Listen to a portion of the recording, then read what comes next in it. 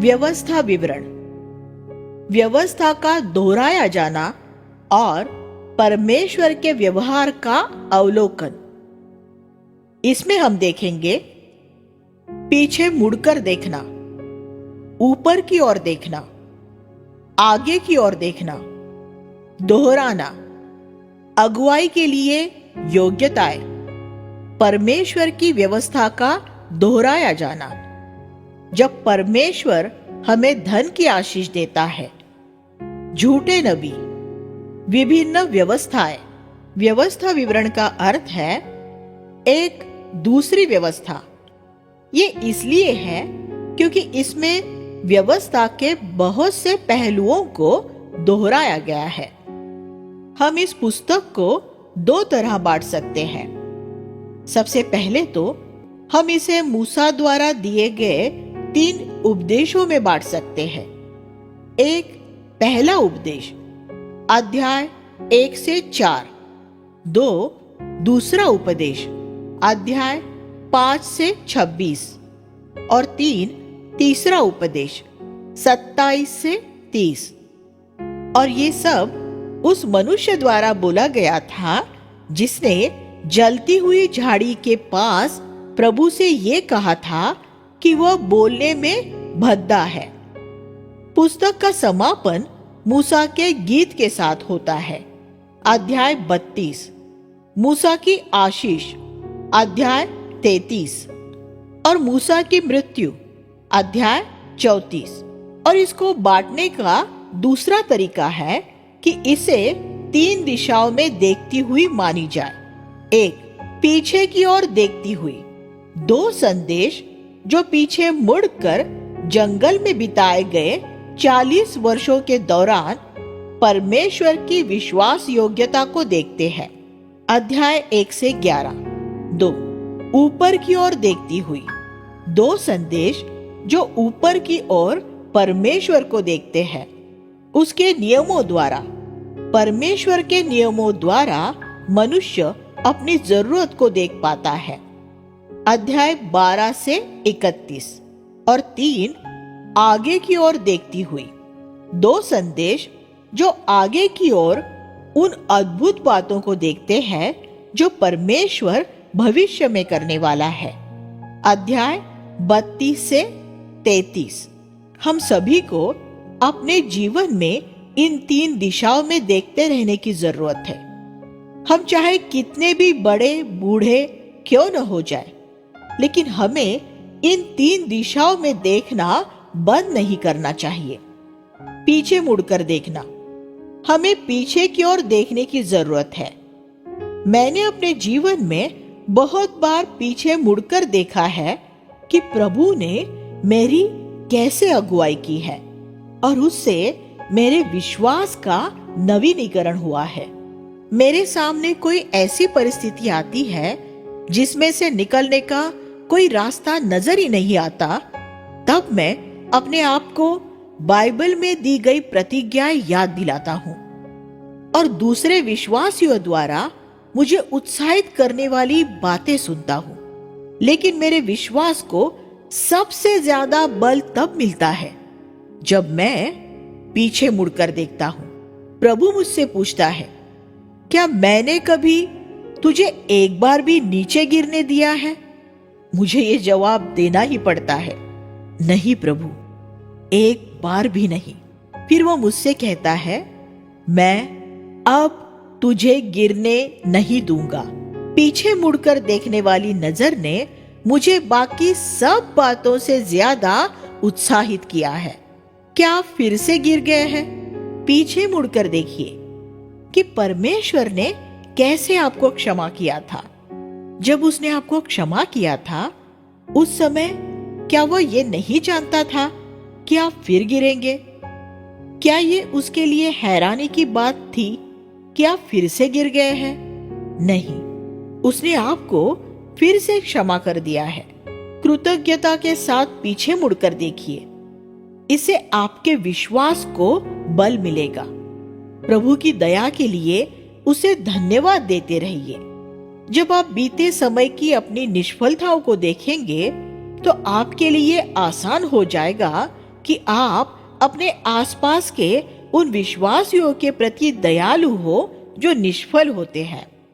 लेकिन एक बात ऐसी भी है जिसमें हमें पीछे नहीं देखना है।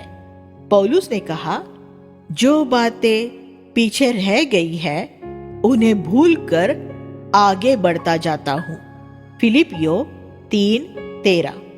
अगर हम एक गलत ढंग से पीछे देखेंगे तो हम निरुत्साहित होंगे और हमें ऐसा लगेगा कि हम अपने जीवन में निकम्मे और नालायक साबित हुए हैं, क्योंकि हमने अपने जीवन के बहुत साल बर्बाद कर दिए हैं। जो लोग ये सोचते हैं कि उन्होंने अपने जीवन बर्बाद कर दिए हैं, मैं उन्हें उत्साहित करने के लिए कुछ कहना चाहता हूँ। यीशु ने कुछ मजदूरों के विषय में एक दृष्टांत सुनाया, जिन्होंने काम करने के 12 घंटे में से 11 घंटे तक कोई काम नहीं किया था।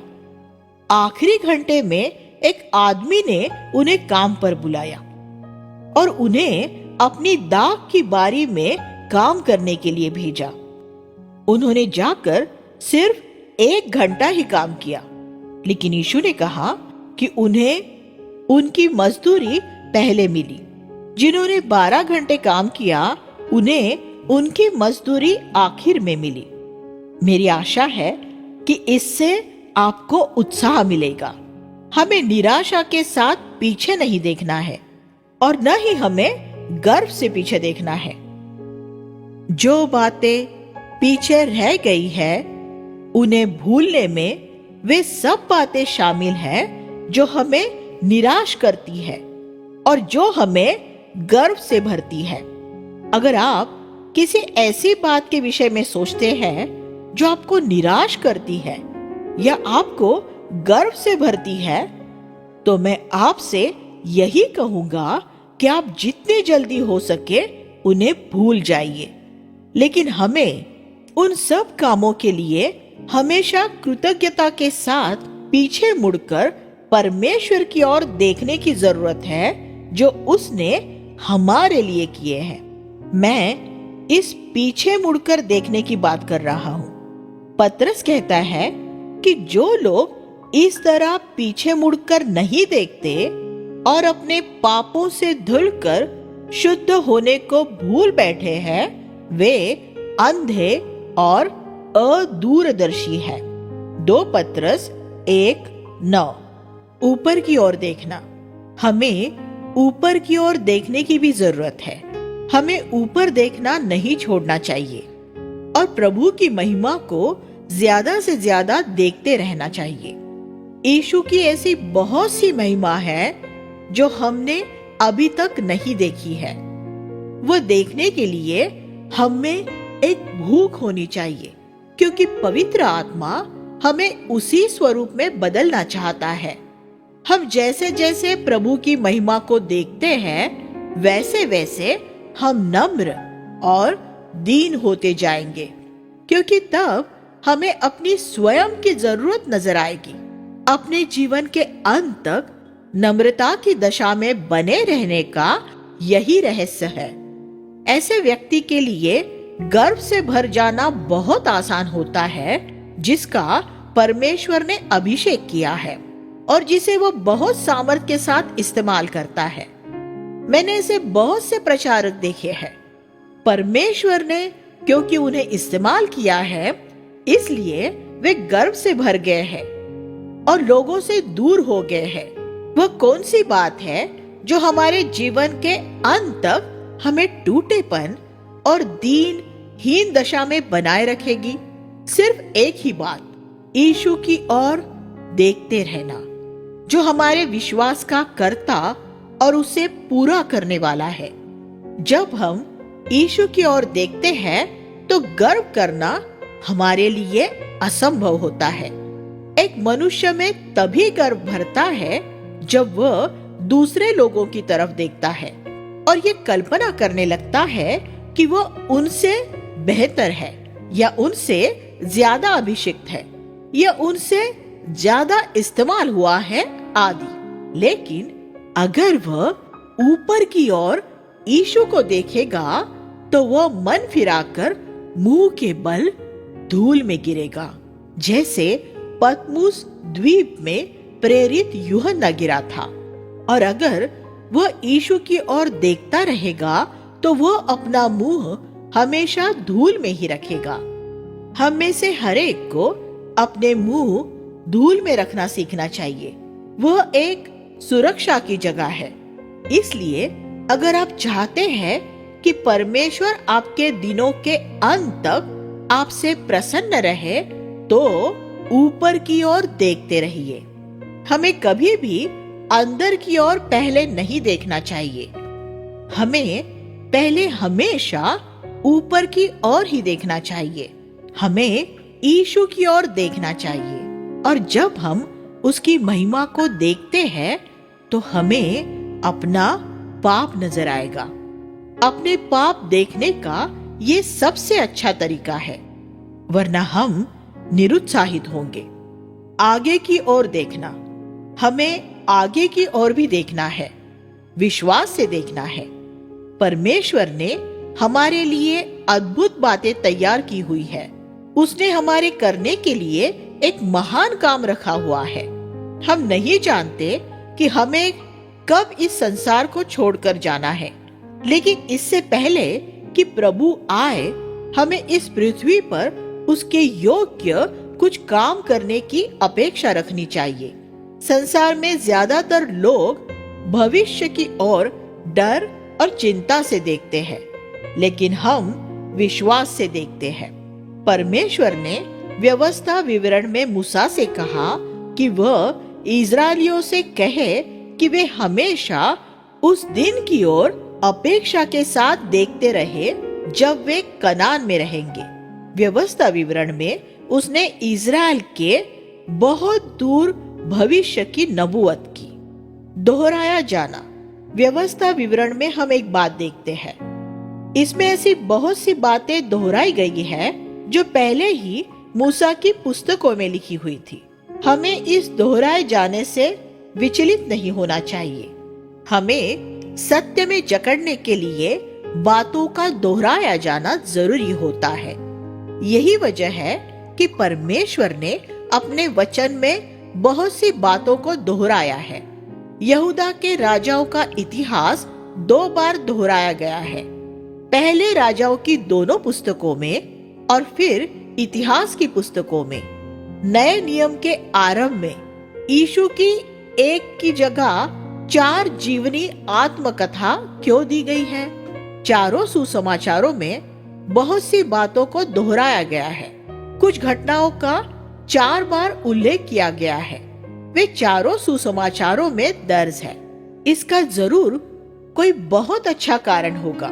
कुलुसियों की पत्री में ऐसी बहुत सी बातें दोहराई गई है जिनका उल्लेख इफिसियों की पत्री में पहले ही हो चुका है।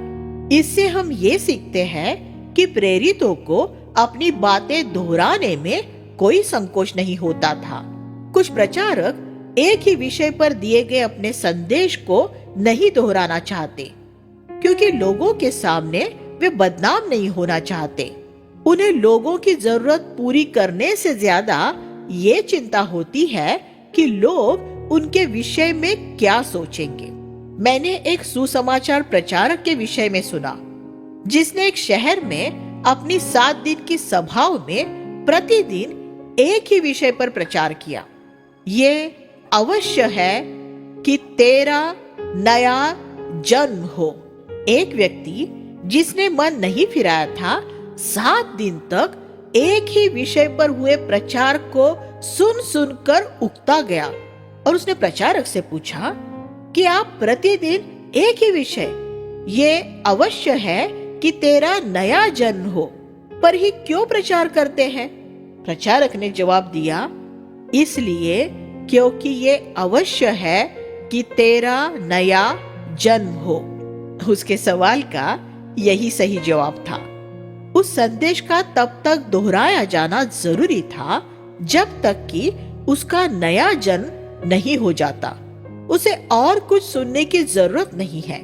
एक मरीज को तब तक एक ही दवा लेनी पड़ती है जब तक वो ठीक नहीं हो जाता।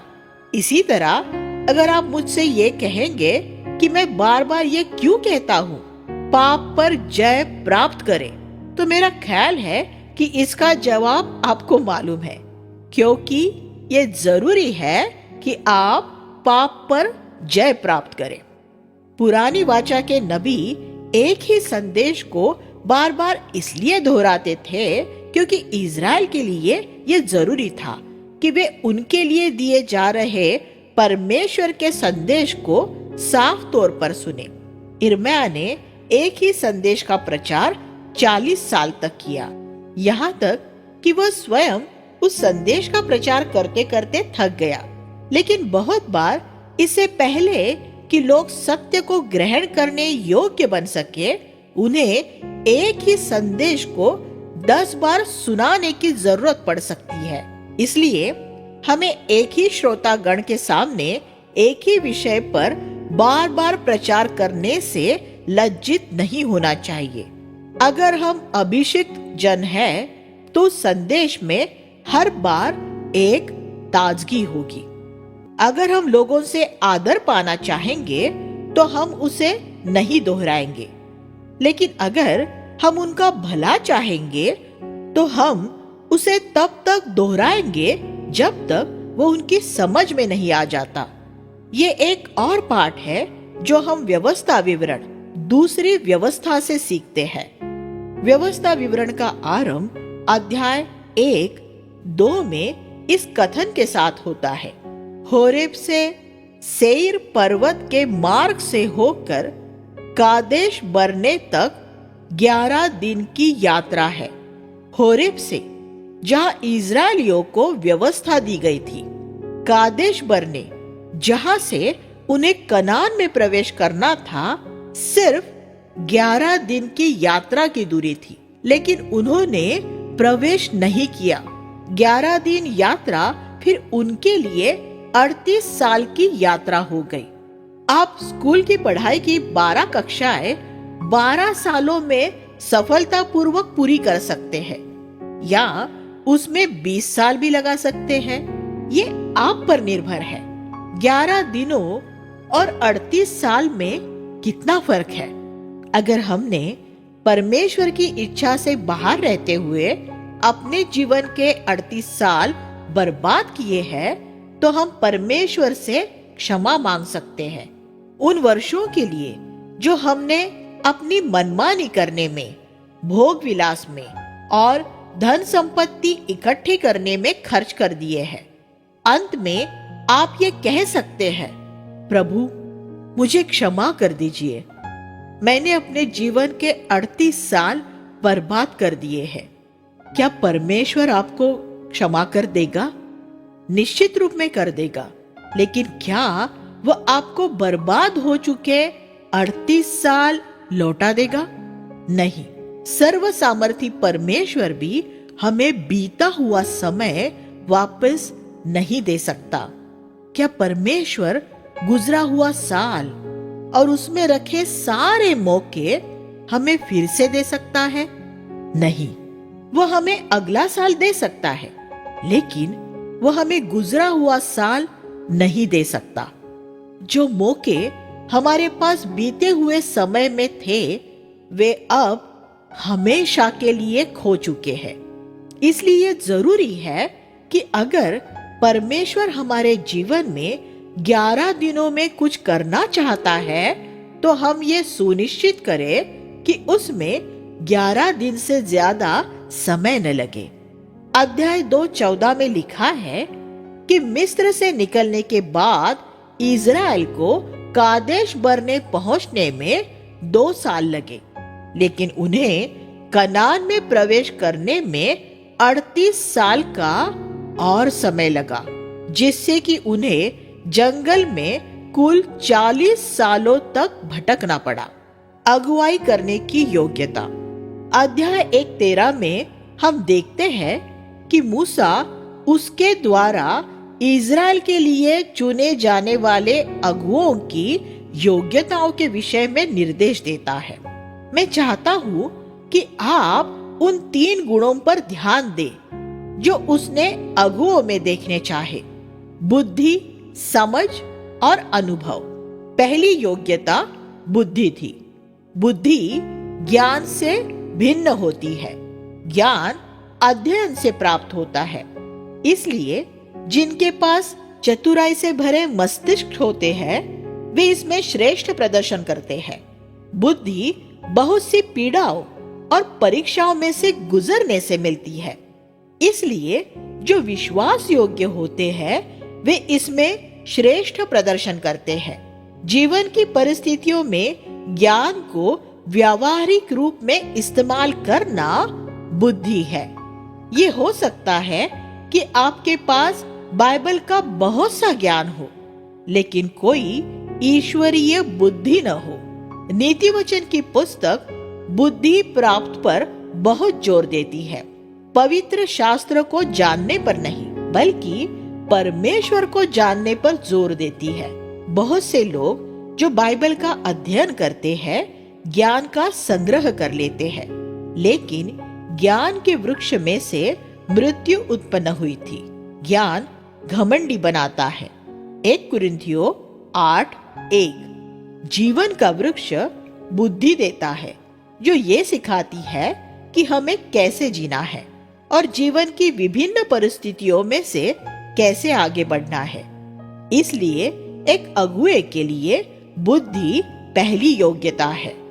दूसरी योग्यता समझदारी थी। अगुवाई के लिए आज ये सबसे बड़ी जरूरत है। समझदारी से ये परख करने की योग्यता होना कि क्या ईश्वरीय है और क्या मानवीय है। ये नहीं कि क्या ईश्वरीय है और क्या शैतानी, क्योंकि वो तो आसान होता, लेकिन उसमें फर्क कर पाना मुश्किल होता है। जो परमेश्वर का है और जो मनुष्य का है, उसमें जो आत्मिक है और जो जैविक है। बहुत बार लोग ये कहते हैं आखिरकार हम मनुष्य ही तो है, लेकिन पौलुस ने कुरिन्थियों के विश्वासियों को साधारण मनुष्यों जैसा होने के लिए डांटा था। 1 कुरिन्थियों 3:3। हमें साधारण मनुष्यों जैसा आचरण नहीं करना है, हमें यीशु मसीह की तरह होना है। वह जो मसीह में बना रहता है मसीह की तरह चलता है। 1 यूहन्ना 2:6। एक आत्मिक मनुष्य और शारीरिक मनुष्य के बीच का फर्क जान लेना आसान होता है, क्योंकि शारीरिक मनुष्य अपना जीवन पाप में बिताता है, लेकिन हमें एक आत्मिक मनुष्य और एक जैविक मनुष्य के बीच का फर्क जानना जरूरी है, क्योंकि एक जैविक मनुष्य अपनी मानवीय क्षमताओं के अनुसार जीता है। जब आप एक व्यक्ति को बोलता हुआ सुने तो आपको ये समझ आना चाहिए कि वह अपने हृदय में से बोल रहा है या अपने मस्तिष्क में से बोल रहा है। जो मनुष्य के मस्तिष्क में से निकलता है वह दूसरे लोगों के मस्तिष्क में ही जाता है, लेकिन जो एक मनुष्य के हृदय में से निकलता है वह लोगों के हृदय में जाता है। बाइबल हमारे हृदय के लिए लिखी गई है, हमारे मस्तिष्क के लिए नहीं। भजनकार ने कहा, मैंने तेरे वचन को अपने हृदय में संचित किया है कि तेरे विरुद्ध पाप न करूं। भजन संहिता 119:11। तीसरी योग्यता अनुभव थी। आप युवावस्था में काफी बुद्धि प्राप्त कर सकते हैं, आप में समझ भी हो सकती है, लेकिन एक ईश्वरीय अगुआ होने के लिए आपके पास अनुभव होना भी जरूरी है, और अनुभव पाने में समय लगता है। अनुभव विभिन्न परीक्षाओं में टूटने के द्वारा आता है, और उन्हीं परीक्षाओं में परमेश्वर की सामर्थ और उत्साह का स्वाद मिलता है। 2 कुरिन्थियों 1:4। जो बल हम परीक्षाओं में से पाते हैं वही दूसरों के लिए हमारी सेवकाई होती है। मूसा ने फिर उन न्यायियों से कहा कि वे न्याय करने में पक्षपात न करें, छोटे और बड़े दोनों की एक समान सुने। पद 17। अगुओं में इस योग्यता का होना बहुत महत्वपूर्ण है। उन्हें कभी किसी धनवान को प्रसन्न नहीं करना चाहिए। जब मैं एक युवा विश्वासी था, तब जहां भी मैं गया, मैंने हर एक कलीसिया में यह देखा कि अगर एक व्यक्ति समाज में प्रभावशाली है, जैसे कि कोई सरकारी अधिकारी या धनवान व्यापारी, तो वह कलीसिया की महासभा का सदस्य होता था। मैं सोचता था कि ऐसा क्यों होता है। यकीनन संसार का हर एक बड़ा व्यक्ति आत्मिक व्यक्ति नहीं हो सकता।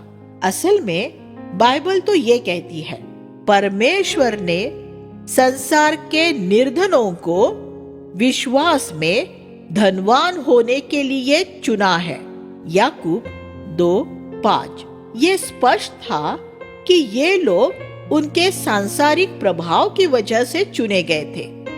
इसलिए कोई हैरानी की बात नहीं थी कि वे कलीसियाएं जल्दी ही विश्वास से भटक गई थी।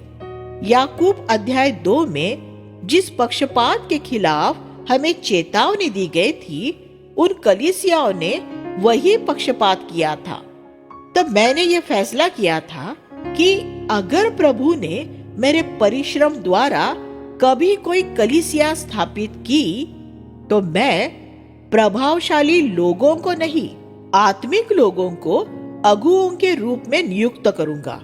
और प्रभु ने हमारे द्वारा जितनी भी कलीसियाएं स्थापित की है, उनमें हमने यही किया है। मनुष्य से भयभीत न होना, मूसा ने अगुओं से कहा। पद 17। अगर आप एक अगुए होना चाहते हैं, तो आपको किसी मनुष्य से भयभीत नहीं होना है। परमेश्वर की व्यवस्था को तरोताजा करते हुए दोहराना। अध्याय 2 और 3। और प्रभु ने मुझसे ये कहा, तुम लोग काफी समय से इस पर्वत का चक्कर काटते रहे हो। परमेश्वर ने उनसे कहा कि वे गोल गोल घूमे जा रहे थे। क्या प्रभु को हम में से किसी से भी कभी यही बात कहनी पड़ी है? अगर हम आत्मिक रीति से एक ही जगह पर बने रहेंगे, तो हम यही कर रहे हैं। गतिशीलता प्रगति नहीं होती। ऐसा न हो कि हम आज भी उन्हीं पापों से हार रहे हो जो 10 साल पहले हमें हरा रहे थे। हम आज उस तरह क्रोध और लालसा न करें जैसे हम 10 साल पहले किया करते थे।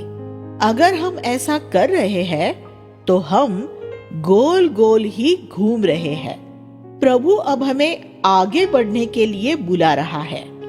अध्याय 4:2 कहता है, जो आज्ञा मैं तुम्हें दे रहा हूं, उनमें न तो कुछ जोड़ना और न कुछ घटाना। क्या आप जानते हैं कि परमेश्वर के वचन की छोटी से छोटी आज्ञा भी महत्वपूर्ण है? वे कौन सी परीक्षा है जिनका सामना हमें परमेश्वर के वचन में करना पड़ता है? महत्वपूर्ण आज्ञाओं को नहीं, बल्कि छोटी आज्ञाओं को अनदेखा करना। मैं ऐसे अनेक विश्वासियों से मिला हूं जिनका ये मानना है कि क्योंकि कुछ आज्ञाएं छोटी है, इसलिए हम उन्हें अनदेखा कर सकते हैं। लेकिन यीशु ने कहा, जो भी इन छोटी से छोटी आज्ञाओं को तोड़ेगा, वह नरक में नहीं जाएगा, लेकिन वह परमेश्वर के राज्य में छोटे से छोटा कहलाएगा। लेकिन वह जो उनका पालन करेगा और दूसरों को भी सिखाएगा, वह परमेश्वर के राज्य में महान कहलाएगा। मत्ती 5:19। हम अपने छोटे बच्चों के आज्ञा पालन की परख कैसे करते हैं? बड़ी बातों में नहीं, बल्कि छोटी छोटी बातों में। मान लीजिए कि आपका 5 साल का बच्चा स्कूल जा रहा है और आप उससे कहते हैं, बेटा, आज किसी की हत्या मत करना, किसी के साथ व्यभिचार मत करना, कोई बैंक मत लूटना। और वह प्रतिदिन स्कूल से वापस आकर आपसे कहे, पिताजी, मैंने आपकी सारी आज्ञाओं का पालन किया है। लेकिन क्या आप इन बातों में उसका आज्ञा पालन परखते हैं? ऐसी प्रमुख आज्ञाओं में नहीं। मैं बताता हूं कि आप किन बातों में उसके आज्ञा पालन को परख सकते हैं। वो आप तब कर सकते हैं जब वह अपने दोस्तों के साथ आपके घर के बाहर खेल रहा होता है और आप उससे कहते हैं, बेटा अब घर आ जाओ, तुम काफी खेल चुके हो, अब घर में आकर अपनी माँ की कुछ मदद करो। उसका जवाब अपरिवर्तनीय रूप में यही होगा, जरा ठहर जाइए ना पिताजी, मैं ये खेल पूरा कर कर अभी आता हूं। ये वह जगह है जहां आप उसका आज्ञा पालन परख सकते हैं। आपको क्या लगता है कि परमेश्वर आपका आज्ञा पालन कैसे परखता है? अपने वचन की मामूली आज्ञाओं में। परमेश्वर के वचन में से कुछ घटाने का क्या अर्थ होता है? इसका अर्थ है छोटी आज्ञाओं को अनदेखा करना। परमेश्वर के वचन में जोड़ना क्या होता है? अनेक मसीही समूहों में ऐसे नियम बनाए गए हैं जो परमेश्वर के वचन में नहीं है। कुछ लोगों ने ये नियम बना रखा है कि उनके पूर्णकालिक सेवकों को सफेद कपड़े ही पहनने हैं, क्योंकि वह ज्यादा आत्मिक नजर आता है। काश आत्मिक हो जाना इतना ही आसान होता, लेकिन वह इतना आसान नहीं है। इसी तरह का एक नियम यह भी है कि जो पूरा समय प्रभु की सेवा कर रहे हैं, उन्हें अपनी रोटी खुद कमाने की जरूरत नहीं है। लेकिन पौलुस अपनी रोटी खुद कमाता था और वह परमेश्वर का सबसे बड़ा सेवक था। क्या हम पौलुस से बढ़कर हैं? कुछ लोग ये सिखाते हैं कि पवित्र होने के लिए अविवाहित रहना चाहिए, लेकिन पौलुस और बरनबास के अलावा बाकी सभी शिष्य विवाहित थे। 1 कुरिन्थियों 9:5। या वे ये सिखाते हैं कि हमें वर्ष में इतने दिन उपवास करना चाहिए या दिन में इतने घंटे प्रार्थना करनी चाहिए आदि। प्रचारकों द्वारा बनाए गए ऐसे और भी बहुत से नियम हैं जो विश्वासियों को सिर्फ दोषी ठहराते हैं और उन्हें बंधनों में जकड़ते हैं। लेकिन ऐसे कोई भी नियम पवित्र शास्त्र में नहीं मिलते। ये नियम आज के फरीसियों द्वारा बनाए गए हैं। मैं उपवास करने में विश्वास करता हूँ, लेकिन हमें उसे एक नियम नहीं बना देना चाहिए। इनके अलावा और भी बहुत सी बातें हैं जो प्रचारक सिखाते हैं, जो परमेश्वर के वचन में जोड़ते हैं। वे परमेश्वर से भी ज्यादा आत्मिक होने की कोशिश करते हैं। इसका नतीजा यही होता है कि शारीरिक और विधिवादी हो जाते हैं। जब शैतान ने हव्वा के पास आकर बोला कि परमेश्वर ने उनसे क्या कहा था, तो हव्वा के जवाब में परमेश्वर के वचन में से घटाना और बढ़ाना दोनों था। उसने कहा, परमेश्वर ने हमसे कहा है कि इस पेड़ में से न तो खाना और न ही इस पेड़ को छूना, कहीं ऐसा न हो कि तुम मर जाओ। परमेश्वर ने उनसे पेड़ को छूने के विषय में कुछ नहीं, सिर्फ उसमें से खाने के विषय में कहा था। लेकिन हव्वा परमेश्वर से भी ज्यादा आत्मिक बन गई और उसने उसमें छूना भी जोड़ दिया। उसका परिणाम क्या हुआ? उसने न सिर्फ उसे छुआ बल्कि उसमें से खाया भी। जब लोग परमेश्वर के वचन में जोड़ने लगते हैं तो उसका यही नतीजा होता है, वे पाप में गिर जाते हैं। हव्वा ने परमेश्वर के वचन की गहनता को घटाते हुए ये भी कहा कहीं ऐसा न हो कि तुम मर जाओ, जिसमें उसने ये संकेत दिया कि मृत्यु निश्चित न होकर सिर्फ एक संभावना थी। लेकिन परमेश्वर ने कहा था, तुम अवश्य ही मर जाओगे। अगर हम परमेश्वर के वचन में घटाते या बढ़ाते हैं तो ऐसा करते हुए हम उसे अमान्य ठहराते हैं। उत्पत्ति 2:16 और 17 और 3:2 और 3। अध्याय 4 के पद 24 और 31 में परमेश्वर के विषय में हम 2 कथन पढ़ते हैं। परमेश्वर एक भस्म करने वाली आग है और परमेश्वर दयालु है। परमेश्वर प्रेम है, लेकिन वह एक भस्म करने वाली आग भी है। परमेश्वर की महिमा को यीशु में देखा गया, कृपा और सत्य से भरपूर। यूहन्ना 1:14। परमेश्वर दयालु और पवित्र है। एक व्यक्ति जो वास्तव में एक सच्चा भक्त ईश्वरीय है, वह परमेश्वर जैसा होगा, पवित्र और दयालु। एक आत्मिक अगुआ होने के लिए आपको सिंह जैसा और मेमने जैसे होना है, क्योंकि यीशु मसीह भी ऐसा ही था। यीशु के शब्द ज्वलंत अग्नि के समान है और अत्यधिक संवेदना से भरे हुए भी है।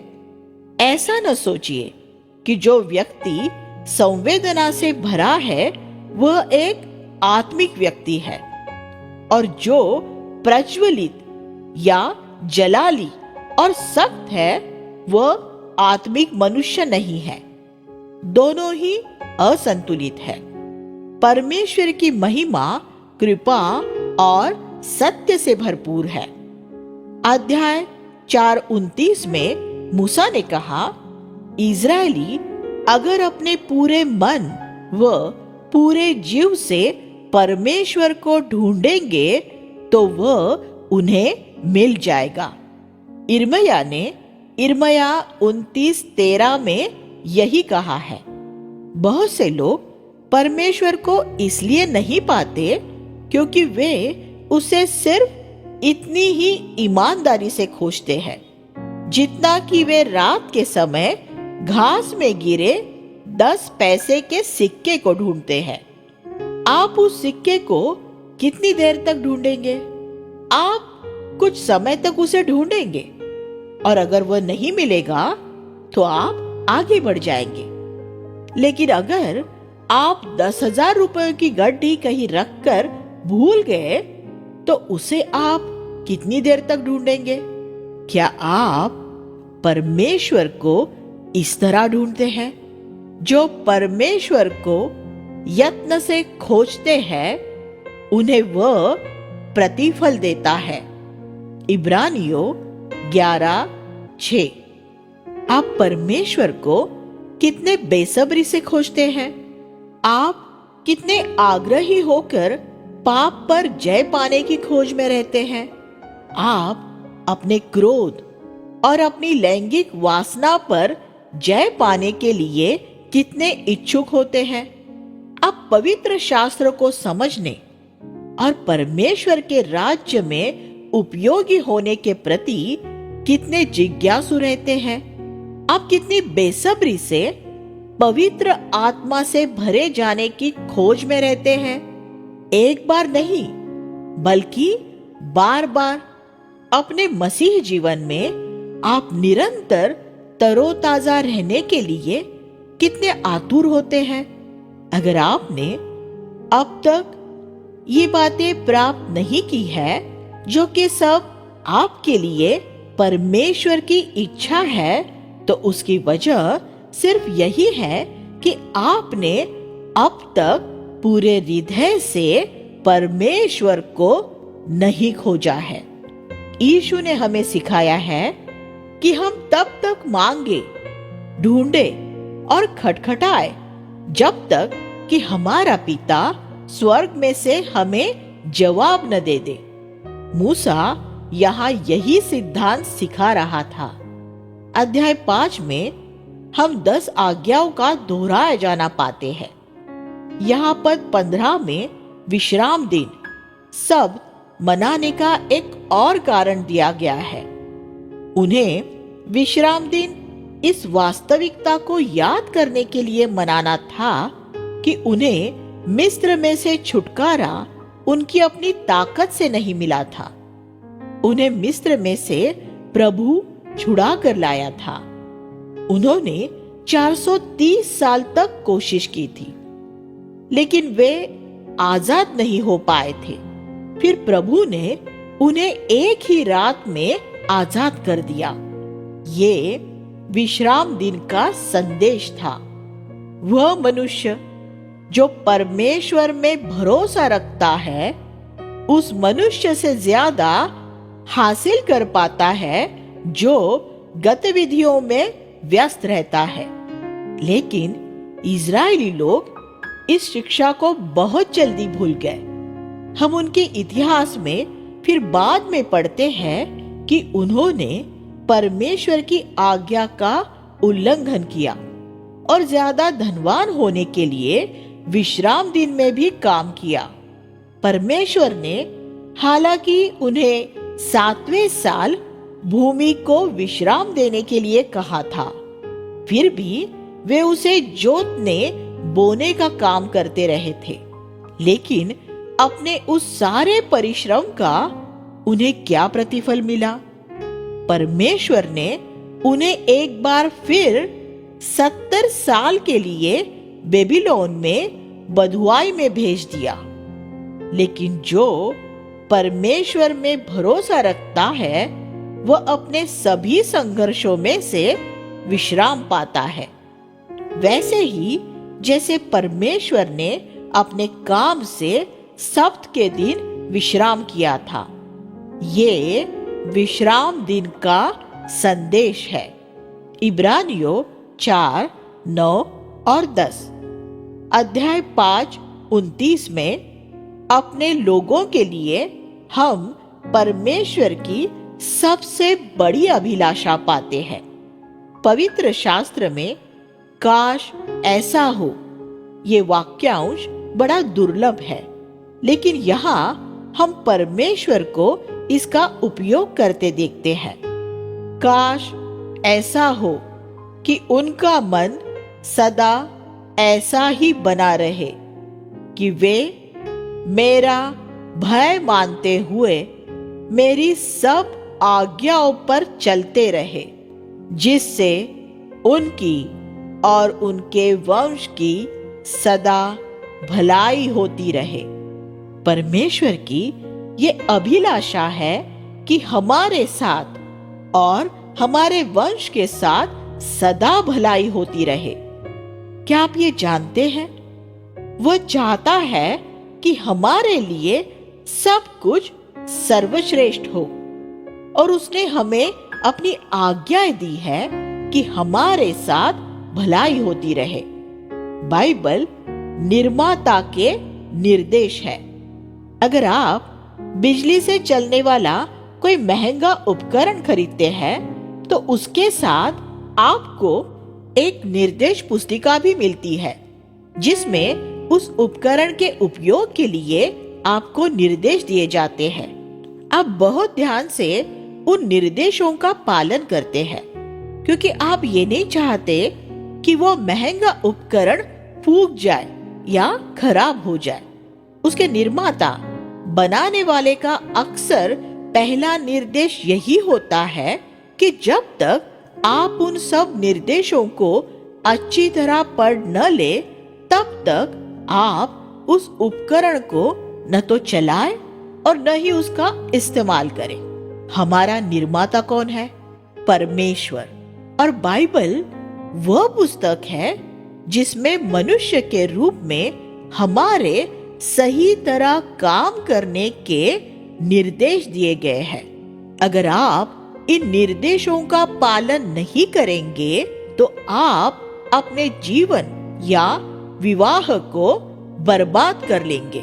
बहुत से लोगों ने यही किया है क्योंकि उन्होंने परमेश्वर के तरीके से काम नहीं किया है। इसके लिए वे किसे दोषी ठहरा सकते हैं? स्वयं, अपने आप के अलावा और किसी को नहीं।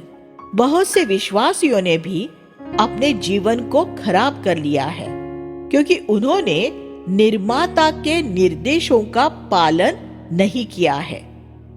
शारीरिक स्वास्थ्य के लिए भी मेरा मानना है कि सबसे पहला काम पवित्र शास्त्र के निर्देशों का पालन करना ही है।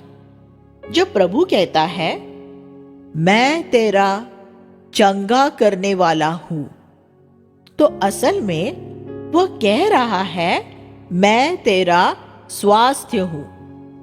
परमेश्वर की सेवा करने के लिए हमें स्वस्थ होना चाहिए, और अगर आपको स्वस्थ रहना है तो आपको क्या खाना चाहिए और क्या नहीं, उसके विषय में दिए गए कुछ नियम आपको मानने होंगे। एक पेटू व्यक्ति कभी स्वस्थ नहीं हो सकता। परमेश्वर कहता है, मेरे वचनों पर कान लगा क्योंकि वे तेरे पूरे शरीर के लिए स्वास्थ्य है। नीति वचन 4:20-22। इसी तरह आत्मिक होने के लिए आपको आत्मिकता के विषय में कुछ नियमों को मानना पड़ेगा। अगर आप कृपा चाहते हैं तो आपको नम्र और दीन होना पड़ेगा। अगर आप परमेश्वर से कुछ पाना चाहते हैं तो आपको परमेश्वर पर विश्वास करना पड़ेगा, क्योंकि परमेश्वर हमारे विश्वास के अनुसार हमारे साथ व्यवहार करता है। ये आत्मिक नियम है। अगर आप इन नियमों का पालन करेंगे तो आपका भला होगा। अध्याय 6:4 में हम पढ़ते हैं, हमारा प्रभु हमारा परमेश्वर है, हमारा प्रभु एक है। हम 3 परमेश्वरों की आराधना नहीं करते। परमेश्वर एक में 3 व्यक्ति है। फिर पद 5 में पहली आज्ञा का वर्णन एक दूसरे ढंग से किया गया है। मत्ती 22:37 में यीशु ने इसका उल्लेख किया था, तू अपने प्रभु अपने परमेश्वर से अपने सारे हृदय, अपने सारे जीव और अपने सारे बल से प्रेम कर। ये पहली आज्ञा है। इसका अर्थ है कि हमारे हृदय में परिवार, संपत्ति, नौकरी या धन के लिए कोई जगह नहीं बची है, क्योंकि हमने अपना सारा हृदय परमेश्वर को दे दिया है। निर्माता के निर्देश वाली पुस्तक में यह सबसे पहला निर्देश है। इस आज्ञा का पालन किए बिना मानवीय उपकरण का उपयोग न करें। जब आप अपने सारे हृदय से प्रभु से प्रेम करेंगे, तब उसका परिणाम क्या होगा? आप अपनी पत्नी से और भी अच्छी तरह प्रेम कर सकेंगे। आप अपने पड़ोसी से ज्यादा बेहतर तरीके से प्रेम कर सकेंगे और आप अपने शत्रुओं से भी प्रेम कर सकेंगे, क्योंकि आपके हृदय में फिर घृणा नहीं होगी। अपने सारे हृदय से परमेश्वर से प्रेम न करने की वजह से ही ईर्ष्या, घृणा, कड़वाहट जैसे और भी दूसरे पाप पैदा होते हैं। आपके हृदय का वह भाग जो परमेश्वर के प्रेम से भरा हुआ होना चाहिए, वह ईर्ष्या से भर जाता है। हम पाप पर प्राथमिक तौर पर उससे लड़कर जय नहीं पाते, बल्कि हम अपने सारे हृदय से परमेश्वर से प्रेम करने द्वारा पाप पर जयवंत होते हैं। जब हम अपने सारे हृदय से परमेश्वर से प्रेम करते हैं, तब हमारे अंदर से धन और संपत्ति का प्रेम और सभी दुष्ट लालसाएं निकल जाती है। एक ऐसी लड़की के विषय में सोचिए जो एक व्यक्ति से प्रेम करती है, लेकिन वह एक अच्छा व्यक्ति नहीं है। उसके माता पिता ने उस प्रेम में आगे बढ़ने से उसे रोकना चाहा, लेकिन वे उसे समझाने में नाकाम रहे। फिर एक दिन उस लड़की को एक ज्यादा सुंदर, ज्यादा धनवान और ज्यादा सुशील व्यक्ति मिला। अचानक ही पहले व्यक्ति के प्रति उसका प्रेम लुप्त हो गया। ये कैसे हो गया? इसे एक नए प्रेम की बेदखल करने वाली शक्ति कह सकते हैं। एक नए प्रेम ने एक पुराने प्रेम को निष्कासित कर दिया।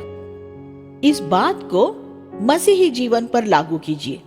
आप अपनी बुरी आदतें छोड़ने की कोशिशें करते रहते हैं, लेकिन उन्हें छोड़ नहीं पाते, क्योंकि आप उन लालसाओं से प्रेम करते हैं।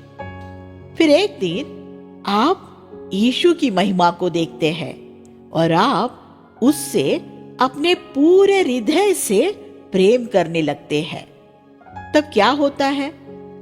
तब ये नया प्रेम पुराने अनुरागों को बाहर निकाल देता है। तब हमें इस संसार की वस्तुओं से कोई प्रेम नहीं रहता। ये एक नए प्रेम की बेदखल करने वाली निष्कासन शक्ति है। ये पाप पर जय पाने का भेद है। अपने परमेश्वर से अपने सारे हृदय और अपने सारे जीव से प्रेम कर, जिसका अर्थ अपनी सारी बौद्धिक शक्ति से प्रेम करना है। अगर परमेश्वर ने आपको एक तेज दिमाग दिया है, तो वह इसलिए नहीं कि आप उससे बहुत सारा धन कमाएं या इस संसार में बड़ा नाम कमाकर बहुत महान व्यक्ति बन जाए। नहीं, अगर प्रेरित पौलुस चाहता तो वह किसी भी क्षेत्र में बहुत सफल हो सकता था, क्योंकि वह एक बहुत बुद्धिमान व्यक्ति था। वह एक श्रेष्ठ व्यापारी बन सकता था, और अगर वह आज होता तो कंप्यूटर विज्ञान का एक विलक्षण विद्वान होता। लेकिन उसने ये फैसला किया कि वह अपनी सारी क्षमताएं परमेश्वर को और सिर्फ परमेश्वर को ही अर्पित करेगा। इस तरह उसने अपने जीवन का सदुपयोग किया था। आपने अपनी क्षमताओं, योग्यताओं का क्या उपयोग किया है? अध्याय 6-7 में हम ये देखते हैं कि किस प्रकार ये माता पिता की जिम्मेदारी है कि वे अपने बच्चों को सुबह से रात तक हर समय, हर तरह की परिस्थितियों में परमेश्वर की बातें सिखाया करें। अध्याय 7:1-6 में इज़राइल से ज्यादा बड़े और ज्यादा शक्तिशाली ऐसे 7 देशों के विषय में बताता है जिन्हें पूरी तरह से हराकर खत्म करने की योग्यता परमेश्वर इज़राइल को देने वाला था। ये उस जय का चित्र है जो परमेश्वर हमें हर एक पाप पर देना चाहता है, क्योंकि पवित्र शास्त्र में अंक 7 एक सिद्ध संख्या है। वह पूर्णता दर्शाता है। यह स्पष्ट था कि परमेश्वर ही इज़राइल के शत्रुओं को इज़राइल के हाथों में देने वाला था, क्योंकि इज़राइल के शत्रु उससे ज्यादा शक्तिशाली थे। हमें ये मालूम होना चाहिए कि हमारी सारी लालसाएं, वासनाएं हमसे ज्यादा शक्तिशाली होती है। सिर्फ प्रभु ही हमें उन पर जय पाने योग्य बना सकता है। जब परमेश्वर हमें धन से आशीषित करता है। अध्याय 8 एक बहुत ही महत्वपूर्ण अध्याय है। जब यीशु को जंगल में परखा गया तो हर बार उसने आत्मा की तलवार परमेश्वर के वचन से शैतान को हराया। उसने शैतान के साथ कोई चर्चा या बहस नहीं की। शैतान ने जो कुछ कहा उसका यीशु के पास एक ही जवाब था, ऐसा लिखा है। तीनों परीक्षाओं में उसने पुरानी वाचा के 2 अध्यायों का उद्धरण दिया। व्यवस्था विवरण 8:3 पहला था, मनुष्य सिर्फ रोटी से ही जिंदा नहीं रहेगा, बल्कि हर एक उस वचन से जो परमेश्वर के मुख से निकलता है। दूसरे 2 उद्धरण व्यवस्था विवरण 6:16 में से थे। तू अपने प्रभु अपने परमेश्वर की परीक्षा न करना। और व्यवस्था विवरण 6:13 तू अपने परमेश्वर को छोड़ और किसी की आराधना न करना और सिर्फ उसी की सेवा करना। इसे हम समझ सकते हैं कि यीशु ने व्यवस्था विवरण की पुस्तक का अध्ययन किया था। अगर हमें यह मालूम हो कि वह कहाँ लिखा है, तो हमारे जीवन में हमारे सामने आने वाली हर एक परीक्षा और हर एक समस्या का जवाब परमेश्वर के वचन में मौजूद है। मैंने अपने जीवन में आज तक किसी ऐसी समस्या का सामना नहीं किया है जिसका जवाब मुझे परमेश्वर के वचन में नहीं मिला है। यही वजह है कि मैं हर एक विश्वासी को परमेश्वर के वचन का छात्र होने के लिए उत्साहित करना चाहता हूँ। अपनी किशोरावस्था से ही परमेश्वर के वचन का अध्ययन कीजिए, और जब फिर आपके सामने पहाड़ और नदियां आएगी तो आप उन पर से गुजरते हुए परमेश्वर के उद्देश्यों को पूरा कर सकेंगे। दाऊद कहता है, मैं परमेश्वर की सहायता से शहर पनाह को लांघ सकता हूँ। भजन 18:29। हमारे रास्ते में कोई रुकावट नहीं आ सकती। अगर आप खोजना जानते हैं तो बाइबल में आपके लिए जवाब मौजूद है।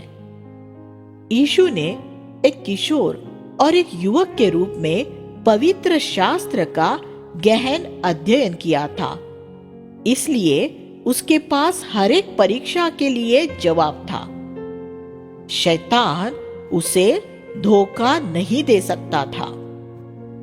अध्याय 8:11 से 15 में मूसा ने उन्हें चेतावनी दी, सावधान रहना, कहीं ऐसा न हो कि तू अपने परमेश्वर को भूलकर उसकी जो जो आज्ञा, नियम और विधि जो आज मैं तुझे सुनाता हूं उन्हें मानना छोड़ दे। ऐसा न हो कि जब तू खा पीकर तृप्त हो जाए और अच्छे अच्छे घर बनाकर तू उसमें रहने लगे और तेरे गाय बैलों और भेड़ बकरियों की बढ़ती हो और तेरा सोना चांदी और संपत्ति बढ़ जाए, तब तेरे मन में अहंकार समा जाए और तू अपने परमेश्वर को भूल जाए जो तुझे मिस्र अर्थात दासत्व के देश में से निकाल लाया और उस बड़े और भयानक जंगल में से ले आया, जहां तेज विष वाले सांप और बिच्छू है। हमारे लिए परमेश्वर को याद रखना तब आसान होता है जब हम जंगल में होते हैं या जब हम उसकी आज्ञा का पालन करने के लिए संघर्ष करते हैं। लेकिन जब हम आशीष पाते हैं और धनवान हो जाते हैं, उस समय परमेश्वर को याद रखना आसान नहीं होता। नूह जब अपना जहाज बना रहा था, तब वह इतना व्यस्त था कि उसके पास मदिरा पीकर मतवाला होने का समय नहीं था।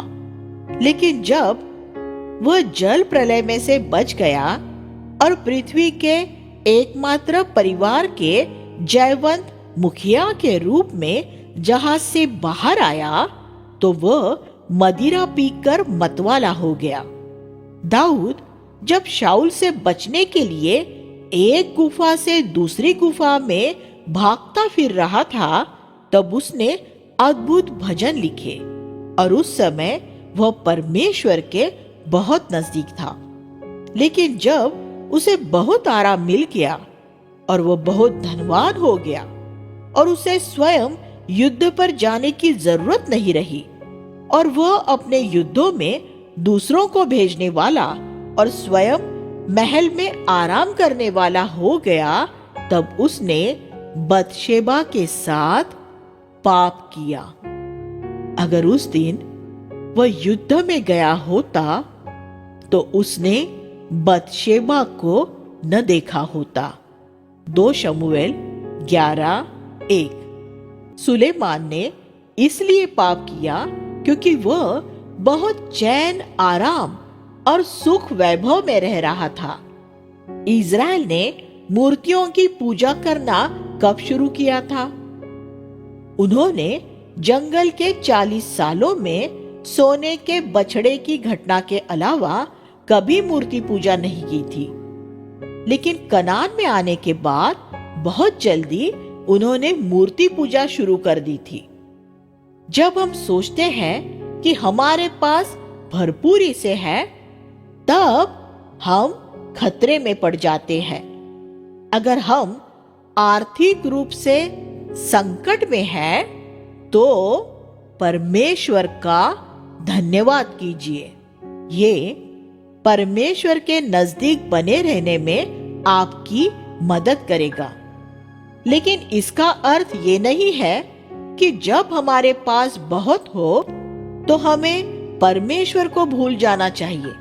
नहीं, मैं सिर्फ ये कह रहा हूं कि तब परमेश्वर को याद रखना हमारे लिए मुश्किल हो जाता है। यीशु ने यह कहा कि एक धनवान व्यक्ति के लिए स्वर्ग में जाना मुश्किल है। उसने ये नहीं कहा कि यह असंभव है। इसलिए किसी ऐसे भाई से ईर्ष्या न कीजिए जिसके पास बहुत है।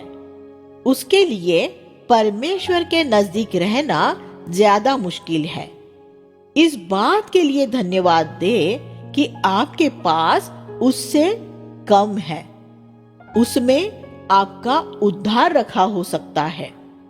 अगर आपके पास दूसरों की तरह बार बार बदलने के लिए कपड़ों के बहुत से जोड़े नहीं है, तो उनसे ईर्ष्या न करें। अगर आपको नजर आ सके तो असल में आपकी स्थिति उनसे अच्छी है। ऐसे व्यक्ति से ईर्ष्या न करें जिसके पास आपसे बड़ा घर है या जिसके पास आपसे ज्यादा धन है।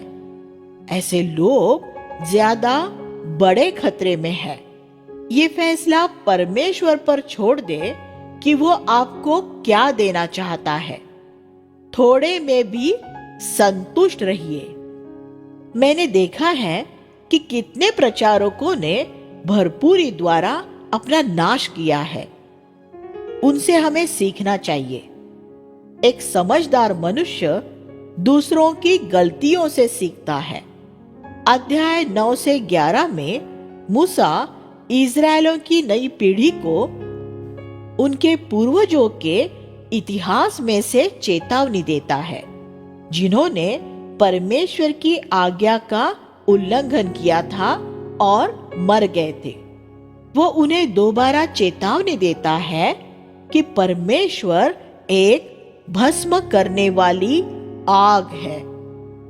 अध्याय 11-21 में केजेवी के अनुसार मूसा ने उन्हें बताया कि उनके लिए परमेश्वर की अभिलाषा ये है कि जब तक पृथ्वी के ऊपर का स्वर्ग बना रहेगा, तब तक तुम और तुम्हारे वंशज भी उस देश में बढ़ते रहेंगे।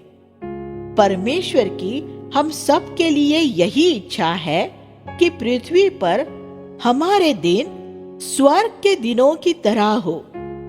परमेश्वर अब भी यही चाहता है कि हमारे घरों और कलीसियाओं में हमें स्वर्ग के आनंद, शांति, प्रेम, शुद्धता और अच्छाई का पूर्व स्वाद मिलता रहे। मैंने इसका थोड़ा अनुभव पाया है, इसलिए मेरा जीवन और मेरी सेवकाई मेरे लिए एक बोझ समान नहीं रही है, जरा भी नहीं। मैं आनंदित रहा हूं और मैं हर एक दिन उत्साह से भरा रहा हूं, क्योंकि मैंने पृथ्वी के नहीं, स्वर्गीय सिद्धांतों के अनुसार अपना जीवन बिताया है। अपना मसीही जीवन शुरू करते समय ऐसा कर पाना आसान होता है, लेकिन मैं उम्मीद करता हूं कि अब से 40 साल बाद भी आप अपना जीवन पृथ्वी के नहीं, स्वर्गीय सिद्धांतों के अनुसार ही बिताने के प्रति संकल्पबद्ध रहे। अपनी आंखें यीशु पर लगाए रखे, जिसने अंत तक धीरज से सब सहा, इसलिए कि पृथ्वी पर आपके दिन स्वर्ग के दिनों के समान हो सके। परमेश्वर की हमारे लिए यही इच्छा है। अध्याय 11-24 कहता है, जिस जिस स्थान पर तेरे पांव पड़ेंगे वह स्थान तेरा हो जाएगा।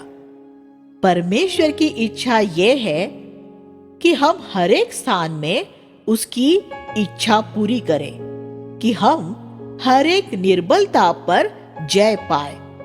हमारे जीवन के हर एक क्षेत्र में हमें दृढ़ता से अपना पांव रखना है और शैतान को अपने पांव के नीचे कुचलते हुए उस पर जय प्राप्त करनी है। अध्याय 12-26 में विभिन्न नियम विधियां या तो दोहराए गए हैं या नए सिरे से दिए गए हैं। झूठे नबी। अध्याय 13 में झूठे नबियों के विषय में एक दिलचस्प भाग है। ये लेखांश आज हमारे लिए बहुत महत्वपूर्ण है, क्योंकि आज मसीही जगत में झूठे नबियों की भरमार है। हमें यह बताया गया है कि परमेश्वर झूठे नबियों को हमारे रास्तों में आने देता है कि हमारी परख हो सके। झूठे नबी और भरमाने वाले लोग वे प्रमुख माध्यम हैं जिनके द्वारा परमेश्वर हमारी असली अभिलाषाओं और लालसाओं को परखता है। प्रभु कहता है, तुम्हारे बीच अगर कोई नबी या स्वप्न देखने वाला प्रकट होकर कोई चिन्ह या चमत्कार दिखाए और उस चिन्ह या चमत्कार को प्रमाणित कर दे, 13:1-2। परमेश्वर ऐसे भरमाने वाले की बातों को इसलिए पूरा होने देता है कि वह हमें परख सके। मसीही जगत में आज ऐसे बहुत से झूठे नबी हैं जिनके परमार्श कक्ष है और परमार्श शुल्क है, बिल्कुल वैसे ही जैसे चिकित्सकों के, मेडिकल डॉक्टर्स के होते हैं। उनकी नबूवतों के लिए आपको उन्हें एक धनराशि चुकानी पड़ती है, क्योंकि वे आपसे इसकी अपेक्षा करते हैं। ये झूठे नबी आपके रुपए लेने के लिए इन 2 तरीकों में से एक तरीका इस्तेमाल करते हैं। पहले तो वे आपकी चापलूसी करते हुए ये बताएंगे कि आपने जो योजना बनाई है उसमें आप अवश्य ही सफल होंगे, चाहे वह किसी अरब देश में जाना हो या किसी पश्चिमी देश में या और कुछ भी। इस तरह वे आपको प्रसन्न कर देंगे कि फिर उन्हें आपसे एक कीमती भेंट मिल सके। फिर जो नबूवत उन्होंने की है वही काम खुद करते हुए उनकी नबूवत को आप स्वयं ही पूरा कर देंगे। भरोसे में लेकर धोखा देने वालों की ये एक पुरानी युक्ति है। ये एक मनोवैज्ञानिक युक्ति है जिसे आत्मपूर्ति या स्व संतुष्टि भविष्यवाणी कहते हैं। इसका अंतिम परिणाम क्या होता है?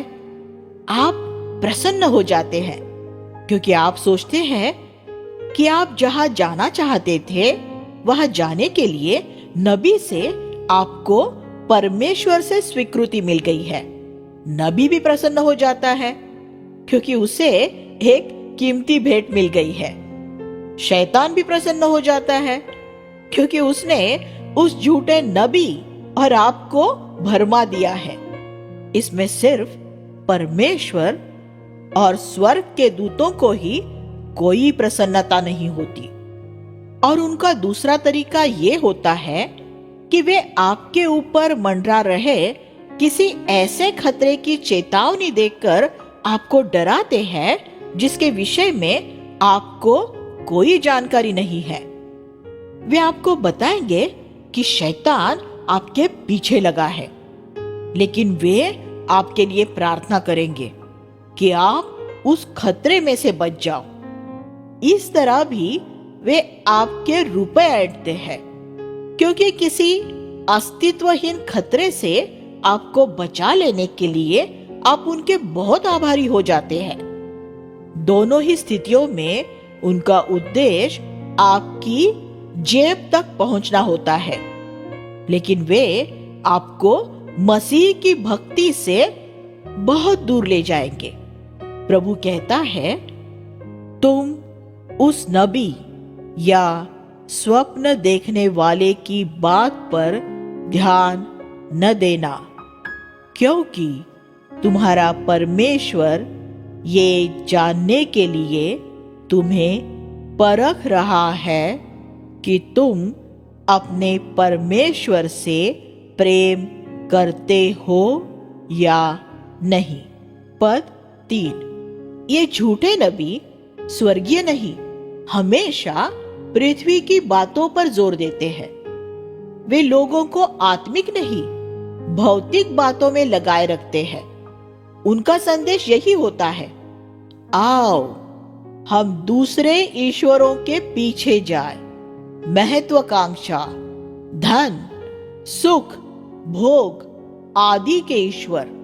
पवित्र शास्त्र कहता है कि ऐसे झूठे नबी को मृत्यु दंड दिया जाए। 13:5। हम इस वचन को आज के संदर्भ में कैसे लागू कर सकते हैं? ये मान लेने द्वारा कि ऐसे नबी का कोई अस्तित्व नहीं है। दूसरे शब्दों में उससे किसी तरह का कोई संबंध न रखे। ये निर्माता के निर्देश है। अगर हम इन्हें मानेंगे तो हम कभी धोखा नहीं खाएंगे। विभिन्न व्यवस्थाएं। अध्याय 14 में उन पशुओं और जंतुओं की सूचियां हैं जिन्हें इजरायली नहीं खा सकते थे। ये उन्हीं बातों का दोहराया जाना है जो इजराइल की पिछली पीढ़ी से लय व्यवस्था 11 में कही गई थी। प्रतीकात्मक रूप में इन नियमों द्वारा इजरायलियों को पवित्र होने और परमेश्वर के लिए अलग किए जाने का अर्थ सिखाया जाना था। आज ये नियम हम पर लागू नहीं होते। यीशु ने सभी प्रकार के खाने को शुद्ध ठहराया था। मरकुस 7:19। पौलुस ने इस बात पर जोर दिया कि पवित्रता कुछ खास तरह के खाने न खाने से नहीं आती, और स्पष्ट कहता है कि जब हम प्रार्थना करके खाते हैं तो सभी खाना शुद्ध हो जाता है। 1 तीमुथियुस 4:1-5। अध्याय 15 विश्राम सब्त के वर्ष में लोगों को मुक्त करने के विषय में बात करता है। अगर उनके बीच में कोई गरीब व्यक्ति हो तो उन्हें उसके प्रति कंजूस और कठोर नहीं होना था, बल्कि अपने भाई के प्रति उदार होना था। पद 7 और 8। प्रभु ने गरीब लोगों में अपनी बहुत दिलचस्पी दर्शाई है। अध्याय 16 में उन पर्वों का बयान है जिसमें सहभागी होने के लिए सभी इजरायली पुरुषों को यरूशलेम जाना पड़ता था। अध्याय 17 14-19 में परमेश्वर की ये इच्छा नहीं थी कि इजराइल का कोई राजा हो, क्योंकि वह उनका राजा था। देखिए 1 शमूएल 8:7। लेकिन अगर लोग परमेश्वर की सर्वश्रेष्ठ बात का चुनाव नहीं करते तो वह उन्हें उससे निचले स्तर की श्रेष्ठ बात को चुनने की आजादी देता है। इसलिए उसने उनसे कहा कि अगर वे अपने लिए एक राजा चुनते हैं तो प्रतिदिन इस व्यवस्था को पढ़ना, परमेश्वर का भय मानना और पूरी तरह उसकी आज्ञाओं का पालन करना होगा। आज के मसीही अगुओं के लिए एक और अच्छा भाग है। उन्हें ध्यान देकर परमेश्वर के वचन का अध्ययन करना चाहिए, उसका भय मानना चाहिए और उसकी आज्ञा का पालन करना चाहिए। अध्याय 18 1-7। यहाँ मूसा उन्हें कुछ और नियम देता है। वह आत्मवाद और जादू टोने को प्रतिबंधित करता है। पद 9-14। उन्हें ज्योतिषियों की बातें नहीं सुननी थी, क्योंकि परमेश्वर स्वयं उनके बीच में एक नबी भेजने वाला था जिसकी बात उन्हें सुननी थी। पद 14-19, जो मसीह के आने के विषय में एक स्पष्ट संकेत है।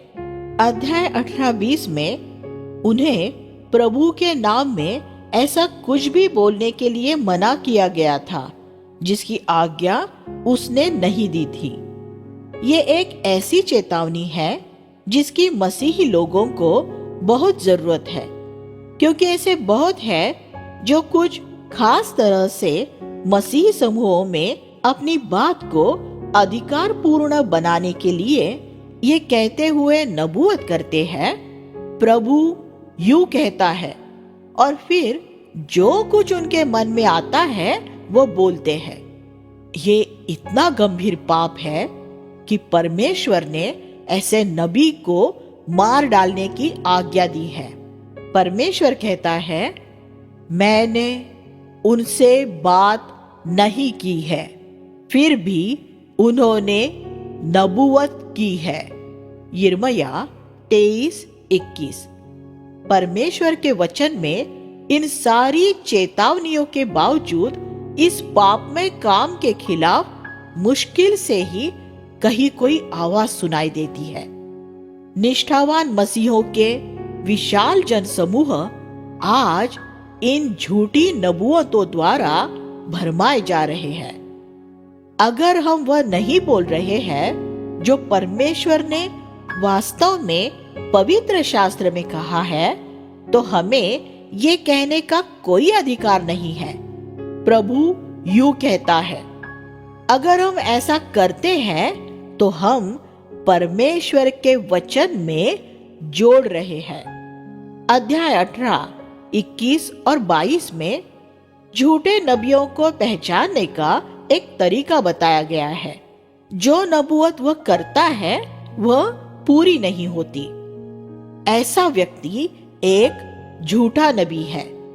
पवित्र शास्त्र में इस स्पष्ट शिक्षा के बाद भी ऐसे बहुत से मसीह हैं जो आज के नबियों द्वारा की जाने वाली गलतियों को सहते हैं और फिर भी उनकी बातों को सुनते रहते हैं। वे इस पद को पूरी तरह अनदेखा कर देते हैं और इसे इस तरह तोड़ मरोड़ देते हैं कि फिर इसका सहज अर्थ जटिल हो जाता है। ये पद ये सिखाता है कि एक सच्चे नबी की नबूवत 99% नहीं 100% सही होगी। परमेश्वर ने अपने वचन में हमें पर्याप्त चेतावनियां दी है कि हम धोखा खाने से बचे रहे। एक व्यक्ति चाहे कितना भी पवित्र, भला और सुसमाचारीय क्यों न हो, लेकिन उसके द्वारा की गई नबूवत अगर ठीक उसी तरह पूरी नहीं होती है एक बार भी, तो उसने झूठी नबूवत की है। और अगर वह अपने आप को नम्र और दीन नहीं करता है और अपनी गलती को नहीं मानता है, तो वह एक झूठा नबी है। परमेश्वर कहता है कि हमें ऐसे व्यक्ति पर फिर ध्यान नहीं देना चाहिए। ऐसे कितने मसीह हैं जो इस बात में परमेश्वर का आज्ञा पालन करने के लिए तैयार हैं। अध्याय 19 में शरण नगरों के विषय में दोहराया गया है, जो ऐसे लोगों को शरण देने के लिए बनाए गए नगर थे जिन्होंने दुर्घटनावश किसी को मार डाला था। अध्याय 20 1 से 7 में इजरायली जब युद्ध के लिए जाते थे तो उनसे ये कहा जाता था कि वे पूरी तरह परमेश्वर में भरोसा रखते हुए निर्भय होकर जाए। जो भयभीत होते थे या जिनकी दिलचस्पी प्रभु के युद्ध करने से ज्यादा अपनी पत्नी, घरों या दाग की बारियों में होती थी, उन्हें युद्ध भूमि से लौट जाने के लिए कह दिया जाता था, क्योंकि वे अपने निरुत्साह से दूसरे योद्धाओं के अंदर जल रही प्रभु की भक्ति की ज्योति को बुझा सकते थे। आज भी प्रभु ऐसे ही लोग चाहता है जो पूरे हृदय से उसकी सेवा करना चाहते हैं। ऐसे लोग जिनके लिए उनकी व्यक्तिगत दिलचस्पियों से ज्यादा जरूरी प्रभु का नाम और उसका राज है। अध्याय 21 में अन्य नियम दिए गए हैं विवाह के विषय में और विद्रोही संतानों का पथराव आदि करने के विषय में। अध्याय 21, 22 और 23 में हम पढ़ते हैं कि जो भी पेड़ पर लटकाया जाता है वह परमेश्वर द्वारा श्रापित होता है।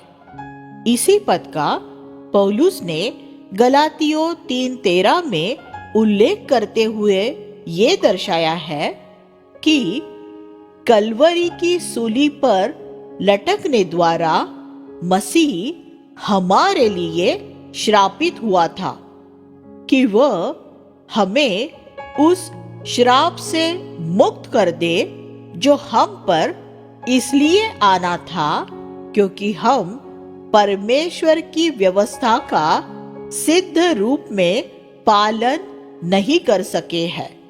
अध्याय 22:5 में परमेश्वर ने उन्हें स्त्रियों और पुरुषों के वस्त्र धारण के विषय में निर्देश दिए।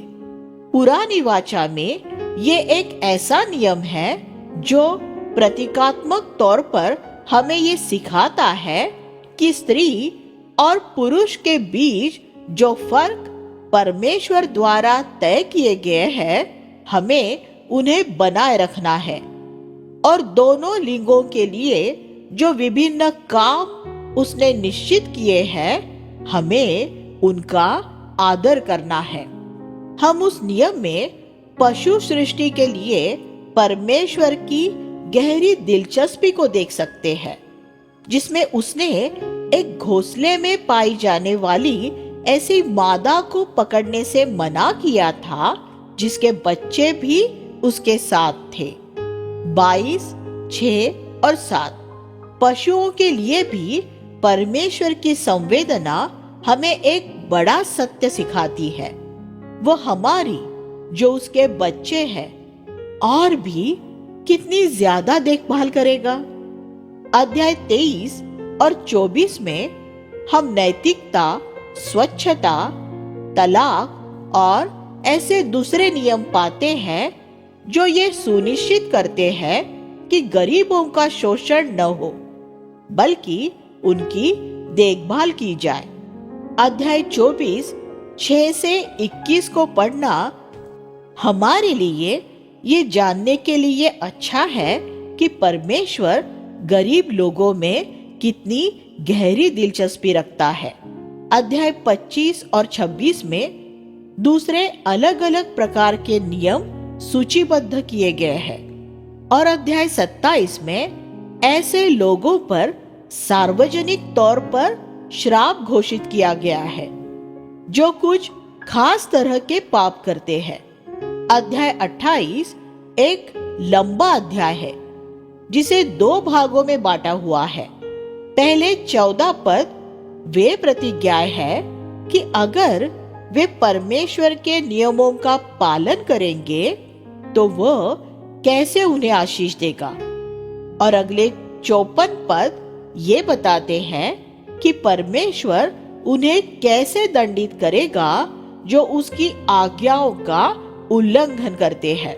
परमेश्वर व्यवस्था के अनुसार सिर्फ इसी तरह मनुष्य को अपनी आज्ञाओं के अधीन रख सकता था, उपहार की आशा से और दंड की धमकी से।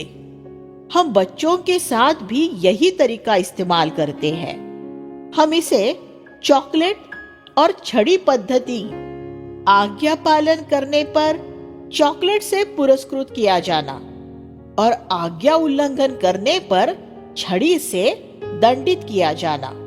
व्यवस्था में परमेश्वर ने सबके साथ बच्चे के समान व्यवहार किया, लेकिन नई वाचा में परमेश्वर हमें परिपक्व और वयस्क लोगों के समान देखता है। यीशु ने कहा, अगर तुम मुझसे प्रेम करते हो तो तुम मेरी आज्ञाओं का पालन करोगे। यूहन्ना 14:15। वयस्क पुत्र अपने पिता का आज्ञा पालन डर की वजह से नहीं, प्रेम और आदर की वजह से करते हैं, और इस तरह हम ये जान सकते हैं कि हम स्वयं अब तक बच्चे हैं या वयस्क हैं। क्या आप प्रभु की सेवा करते हैं या उसे अपना धन या सेवा देते हैं, या प्रार्थना या उपवास करते हैं, इस आशा अपेक्षा में कि आपको कुछ उपहार मिल जाएगा या आप दंड से बच जाएंगे? अगर ऐसा है तो आप में अभी तक पुरानी वाचा की आत्मा है। अध्याय 31, 7 और 8 में हम मूसा को इज़राइल की अगुवाई की जिम्मेदारी यहोशू को सौंपते हुए पाते हैं। हम फिर ये देखते हैं कि मूसा ने वह जिम्मेदारी अपने पुत्रों में से किसी एक को नहीं, बल्कि उसी व्यक्ति को सौंपी जिसे परमेश्वर ने चुना था। लेकिन एक दुखद रूप में आज मसीही जगत में ये अभ्यास अब विश्व स्तर पर किया जा रहा है कि जब एक व्यक्ति कोई कलीसिया या सेवकाई शुरू करता है तो वह अपने काम की अगुवाई अपने पुत्र या पुत्री को ही सौंपता है। वे ऐसा महसूस करते हैं कि उनके अपने परिवार के लोगों को ही वे सारे आर्थिक और आधिकारिक लाभ मिलने चाहिए जिन्हें तैयार करने में उन्होंने इतनी ज्यादा मेहनत की है। लेकिन परमेश्वर की कलीसिया में हमें ये आज्ञा दी गई है कि हम किसी मनुष्य को शरीर के अनुसार न जाने। 2 कुरिन्थियों 5:16।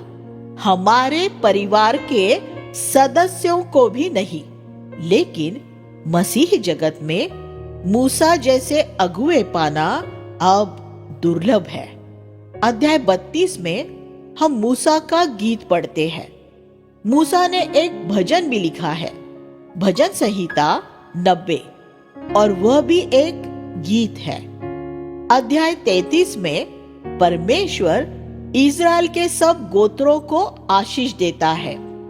पद 2 और 3 में हम मूसा का एक सुंदर कथन पाते हैं, जिससे हमें पता चलता है कि परमेश्वर की व्यवस्था को वह कैसे देखता था। अपने लोगों के लिए परमेश्वर के गहरे प्रेम की अभिव्यक्ति के रूप में परमेश्वर के दाहिने हाथ में उनके लिए एक ज्वालामय व्यवस्था थी। पद 2 शाब्दिक अनुवाद। इससे क्या सिद्ध होता है? वह निश्चय ही अपने लोगों से प्रेम करता है। पद 3 हमारे लिए इस बात को समझ लेना अच्छा है कि परमेश्वर की ज्वालामय व्यवस्था हमारे प्रति उसके महान प्रेम का सबूत है। एक आसान और कमजोर व्यवस्था यही साबित करती कि वह इज़राइलियों से प्रेम नहीं करता।